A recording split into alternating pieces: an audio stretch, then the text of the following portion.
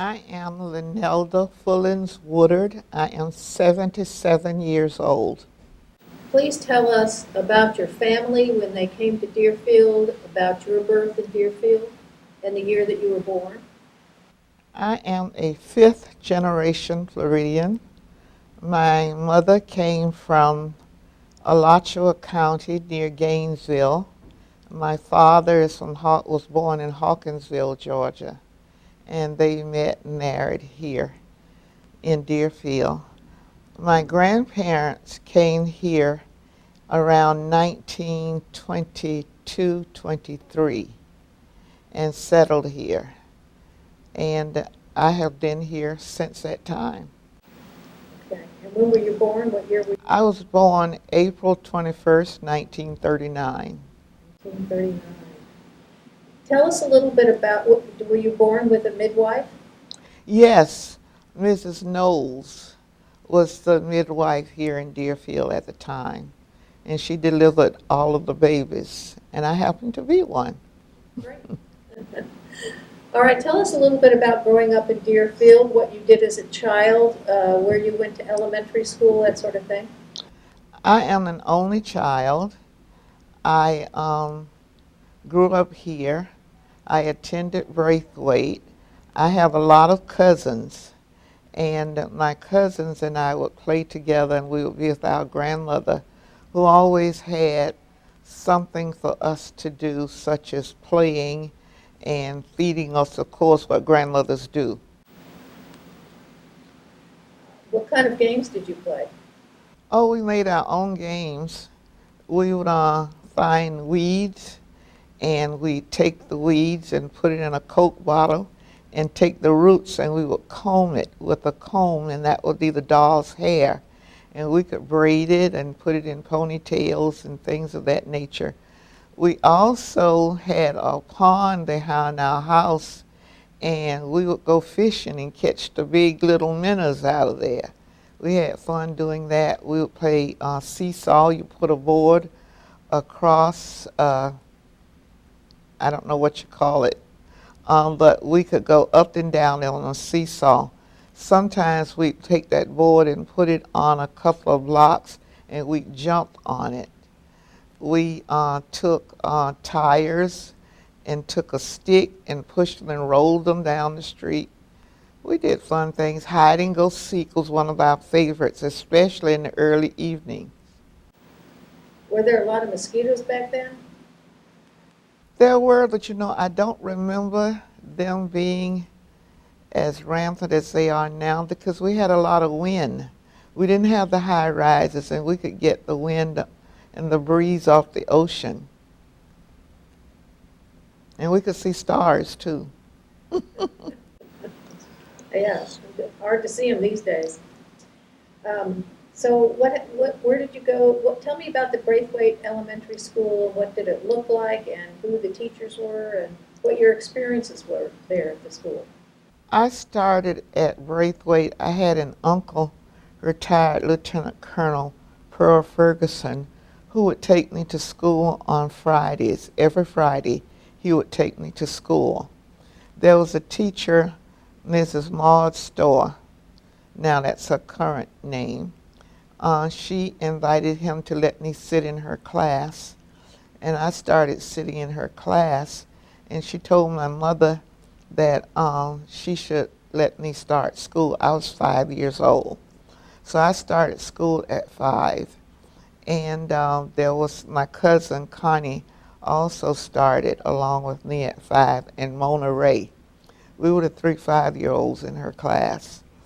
And during that time, the school was located northwest section, and it was just a long hallway, as I remember, and it wasn't that large. But my teachers, I can tell you, everyone I had, starting with Mrs. Storr in first grade, then I had Mrs. Balloon and Mrs. Howard in second grade, Mrs. Mitchell in third grade, Mr. Turner in fourth grade, Mrs. Mathis in 5th grade, Mr. Valentine in 6th grade, and then 7th grade we had several teachers. How many students went to the school? I really don't know. I can't remember. Was there more than one class? No. So all of the students, no matter what age they were in the same room? We were separated. First graders were with their first graders. There were sometimes two, I take that back. In 2nd grade, there were 2 classes. They split our class with Mrs. Balloon and Mrs. Howard. The 3rd grade, I think, went back to 1 class. And the remainder of them were 1 class. What happened after elementary school? There was junior high, and we even had a basketball team. Mr. Boland was the coach, and that was fun, the girls' basketball team. And I was on that team, along with my cousin Connie. We were always together. Where was the junior high? Same place, one school. So what grade did it go to? 9th grade, junior high. And what happened after 9th grade? Then we chose to go to various high schools. My parents chose to send me to Dillard. Others went to Blanche Ely. There was no Deerfield Beach High at that time. What did you do as a child on weekends? We went to church, and I would go with my grandmother to the church because they would clean it and things of that nature, set out the Holy Communion elements for the first Sundays, and I would go with her on the weekends. And sometimes my aunt Lizetta and her husband, Uncle Johnny, would take us on his truck, and we'd drive to Fort Lauderdale to the farmers market. That was a great outing for us at that time. What did your parents do for a livelihood? My mother and my father at one time both worked at Boca Raton Club and Hotel. And my dad did some farming, and my mother became a beautician. Did she have a shop in Deerfield? Yes, she did. Okay.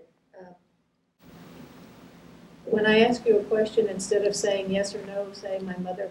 If I say, did your mother have a beauty shop in Deerfield, say my mother had a beauty shop, because people aren't going to hear my questions. Oh, okay. They're only going to hear your answers. All right. So tell us about your mother's beauty shop. Where was it, and what did it look like? And My mother had a beauty shop in Deerfield, which was an addition to our house, and it was a small beauty shop located in the back of the house. And this is where her clientele came to get their hair done. And I can remember at Easter time, this was special because all the little girls came in to get the candy curls. And I remember her working all night. what are candy curls? It's the long curls that drop. You had long hair, you curl your hair, and the curls would drop rather than stay tight on your head like my curls are now. Theirs would drop. Like Shirley Temple curls. So you went to Dillard High School. Yes, I did. I went to Dillard High School. Okay. As a teenager, what kind of activities did you do? I was a student at Dillard High School. I joined the basketball team, and other things that I did, we would go dancing at the YMCA. We spent a lot of time there because Mr. Lee was in charge of the Y, and this is the place that my parents would allow me to go. There were some places I was not allowed to go, but I could always go to the Y. And of course, we had dances, we had board games, we had movies and things of that nature. So you did that in Deerfield Beach? No, in Fort Lauderdale. So you spent a lot of time in Fort Lauderdale? Yes, when I started as a student at Dillard High School, I lived in Fort Lauderdale. When did you move from Deerfield? I moved from Deerfield when I was in the ninth grade. As I completed the ninth grade, I moved to Fort Lauderdale with my aunt, Ellen Walters. I understand that your aunt was instrumental in developing or having the Braithwaite School started in Deerfield. Is that correct?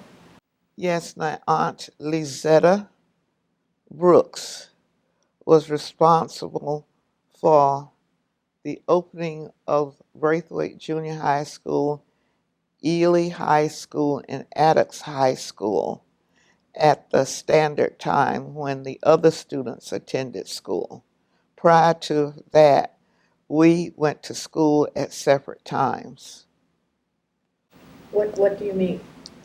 Um, the Braithwaite, Ely, and Attucks schools closed for the bean season, and the students were expected to go pick beans. And when the schools opened after Christmas holidays, the black students were supposed to be picking beans while the white students attended school in January. We did not go back until around March or April. So you went to school in the summer. Tell us, did you tell us tell us your school year? You know, I can't remember exactly what it was, but I know we went in the summer, and when school closed for Christmas, we were out until around March or April, and that's when we came back to school. Did you pick beans? No, I did not, and neither What did did my you cousins. What did you do during the time while all the other children were picking beans? We stayed at home and played. My cousins and I, Lizetta's children. Were you in Fort Lauderdale then? We were in Deerfield. You were in Deerfield? Yes. Okay. During the time that you grew up here, obviously it was during segregation. Tell me about that time and about the relationship between the white community and the black community. During segregation time, when I was growing up, in Deerfield, it was a thing that you just knew your place where you were supposed to be. Um, However, my folks, including my grandmother, Ethel Warren, and my aunt Lizetta, they were pretty much activists. And I can remember that when I would go downtown Deerfield, the merchants would say, "Well, hello there. How's your grandmother? How's Ethel? How's your mom?" You know, they knew us. So this was the type of relationship that we had. And we could go to the Wright's drugstore. We called the pharmacist Dr. Wright, and we could ask him about certain remedies for the ailments, and he would provide it for us. Was there any remedies for ailments that you could that were kind of generally known in Deerfield that was not a medicine like we have now? I can remember when we had colds, um, my grandparents would send my great granduncle to the liquor store and buy some gin. Then she would go to Dr. Wright, the pharmacist, and get something known as rock candy. And she would put it in that pint of gin and shake it up, and she would set it aside. And that would last us during the flu season. When someone got a cold, you went and got a tablespoon of that remedy. That's interesting. I remember that one. That's interesting.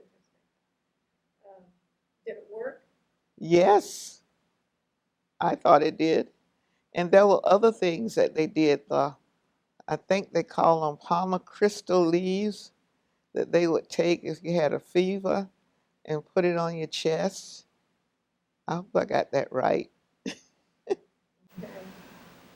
Now, I understand that you became an educator. I became an educator.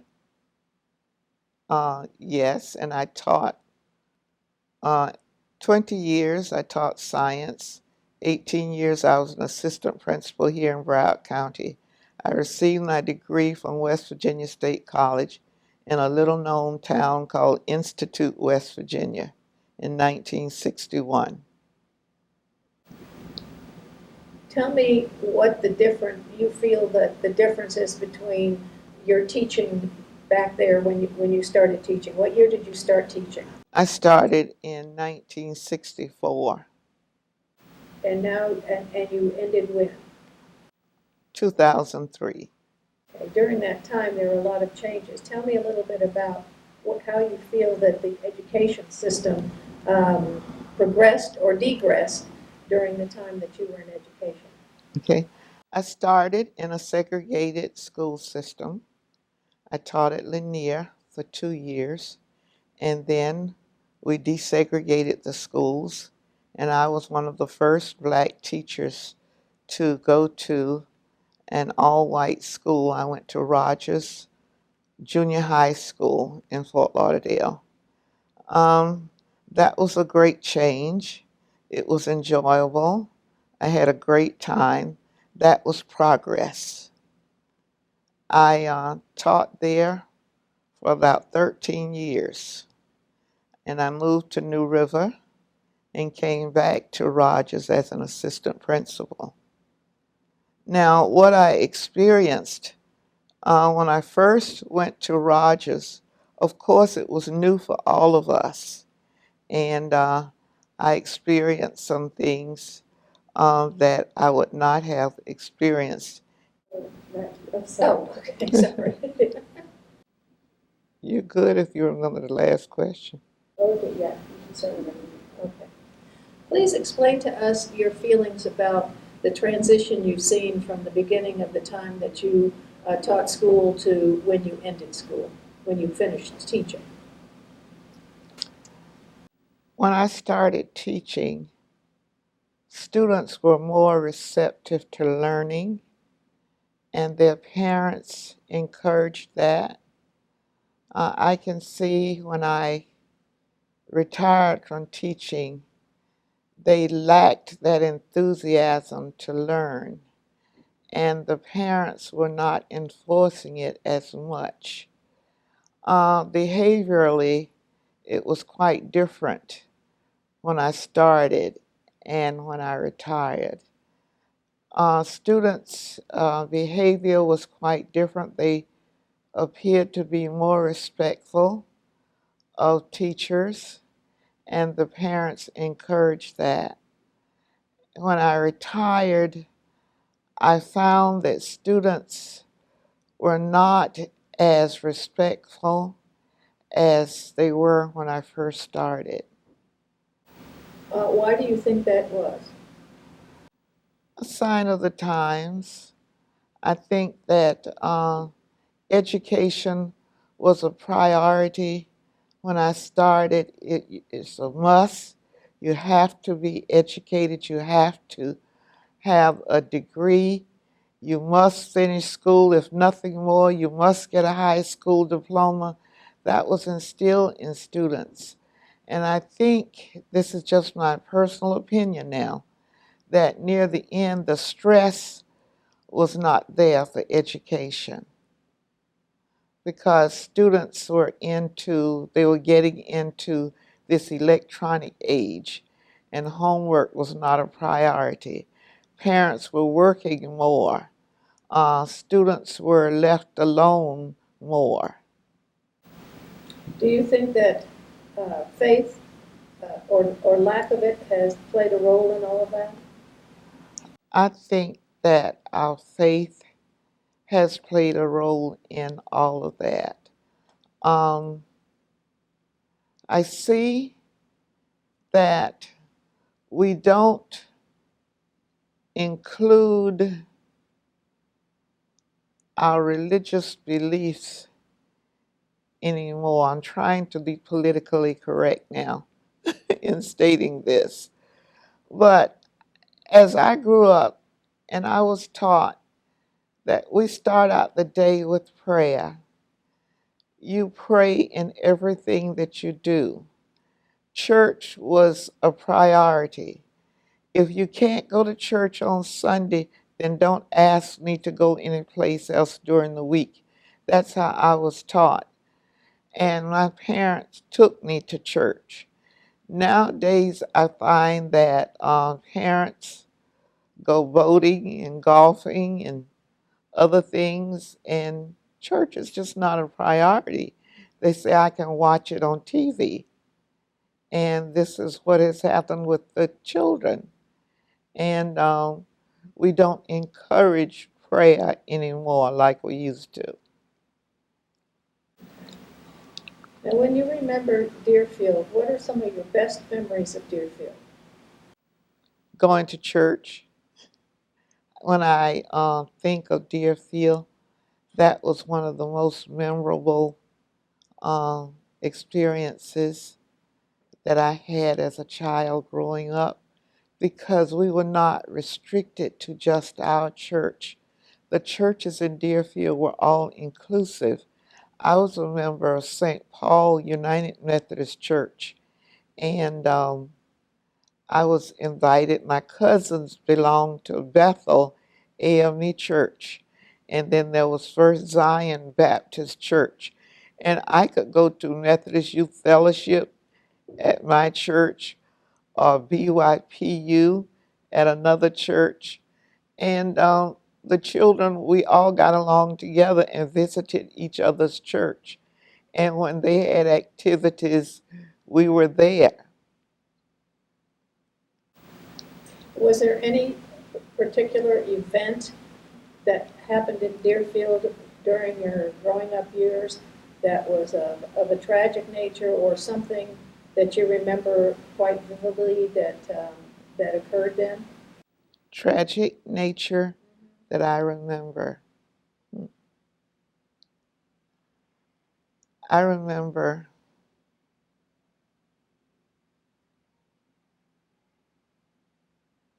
my cousins, TJ McBride and Daniel McBride, were killed. They were students, and it happened on Braithwaite's campus. I remember that vividly. Do you remember why they were killed? Um, it involved some type, I don't know exactly, but it involved something between boys of two cities, because TJ and Dan were from Pompano, and the boys that did it were from Deerfield. I can't give you specifics. Is there anything that you would like to tell us about your time growing up in Deerfield, to conclude the interview? I'd like to tell you about my Aunt Lizetta, who spearheaded the drive to get the schools opened.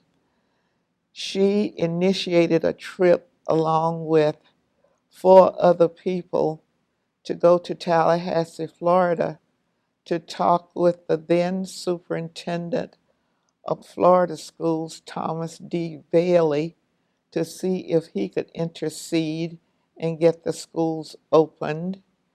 And she, along with Mr. Friday Andrews, Reverend Albert Gibson, Mrs. Ola Potia, and Miss Rosa Ray, they drove to Tallahassee to see him.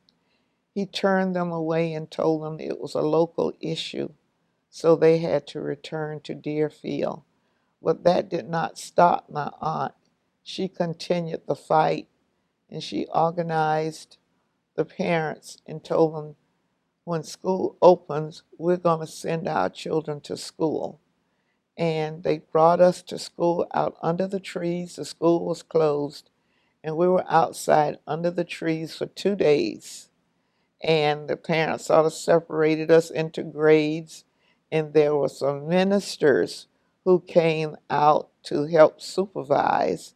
They were Reverend E.J. Shepherd, Reverend Garvin Knowles, and Reverend Erskine Smith. They came out and helped with the logistics and getting food and things for us for our lunch. I remember that the owner of the Blue Chip Bar, Mr. Sam Jones, provided lunch on one day, and Mr. Robert Bailey Sr. provided lunch on the second day. I remember that lunch was bologna sandwiches, a banana, and milk. And we thought it was fun as students. This was a great time. There was disc jockey. We called him Butterball. He was a disc jockey on the radio station WMBM in Miami. And he heard of our plight in Deerfield. And he brought an attorney from Tampa. His name was Francisco Rodriguez. And he came and he listened, and he said, I came to provide assistance as much as I can. And he asked if there was anyone who had a typewriter. Well, I had a typewriter because my mom had bought it for me for Christmas. So he went to our house and he typed out a letter. He took this letter and hand delivered it to the superintendent, O.K. Phillips. And Superintendent Phillips read the letter and told him, I tell you what you do. You go back and you tell the parents to take their children home and give me the rest of the week to get the teachers back, and the school will be opened on Monday. And that was the opening of Braithwaite Junior High School along with the white schools in the district. It also caused Ely and Attucks to be opened at the same time because of her efforts. Were there schools here and they were closed, or there were no schools before that? You said to get the schools open, but The black school, this was an attempt to get the black schools opened. Dillard followed with the opening of the white schools, Dillard High School. It did not close for the bean season. But there were the black schools, Attucks in Hollywood, Ely in Pompano, and Braithwaite in Deerfield that closed for the bean season. so they were getting them open during the bean season, is what you're saying? Yes, they were getting the schools open during the bean season. The schools were already there and were accepting students, but they were closing during the bean season, so that's when your aunt petitioned to have it open during the bean season. That is when my aunt petitioned to have the schools open during bean season. Okay. So now it was a year-round school. It was on the same schedule as the white schools. They opened and closed at the same time, one unitary system. Okay, great. All right, is there anything else you'd like to tell us? I would just like to say that I'm speaking on behalf of my cousins, Willard Brooks, Constance Brooks Hall, Shirley Brooks Oliver, and John Brooks, and in memory of my other two cousins, Alonzo Brooks and Jacqueline Brooks Burroughs, who are deceased. And I forgot my baby cousin, on behalf of my baby cousin, Lenitra Brooks. Great. Thank you so much. Okay. You're welcome.